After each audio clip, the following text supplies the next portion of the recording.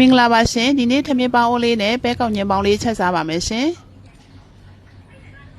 ကောက်ညင်ပေါင်းဆန်ရှင်ခွက်နဲ့နှစ်ခွက်ကိုညတဲ့ကတေချာလေးရေဆေးပြီးရေစိမ်ခဲ့ပါတယ်ရှင်ပေါင်းအိုးလေးကိုထည့်လိုက်ပါမယ်ပဲရလည်းပေါင်းဆန်ရှင်ခွက်နဲ့ခွက်တစ်ဝက်ကိုညတဲ့ကတေချာလေးရေဆေးပြီးရေစိမ်ခဲ့ပါတယ်ရှင်သူ့ကိုလည်းရောထည့်ပေးလိုက်ပါမယ်ပြီးရင်တေချာလေးမှွေပေးလိုက်ပါမယ်ရှင်ရေကတော့ပေါင်းဆန်ရှင်ခွက်နဲ့နှစ်ခွက်ထည့်ပါတယ်ရှင်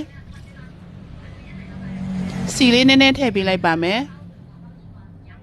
အပေါ်အောက်လေးမှွေပေးလိုက်ပါမယ်ရှင်ကဲဒါဆိုရင်တော့ချက်ထားလိုက်လို့ရပါပြီခလုံးမတက်ခင်တစ်ခါလောက်ဖွင့်မှွေပေးလိုက်ပါမယ်ပြီးရင်ပြန်ပြီးဖုံးထားလိုက်ပါမယ်ရှင်အပေါ်ကအခုလိုမျိုးအဝတ်ကလေးနဲ့အုပ်ထားလိုက်ပါမယ်ရှင်ခလုံးတက်သွားရင်လည်းသူ့ကိုမဖွင့်မဲနဲ့နာရီဝက်လောက်ဒီတိုင်းလေးပဲထားပေးလိုက်ပါမယ်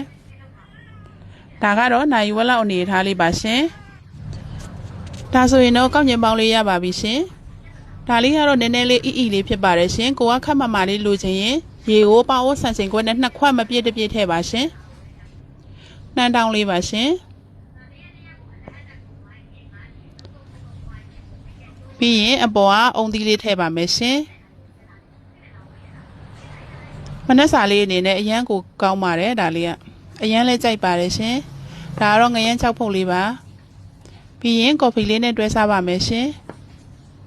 စားကြပါအောင်ရှင်ကျေးဇူးပါ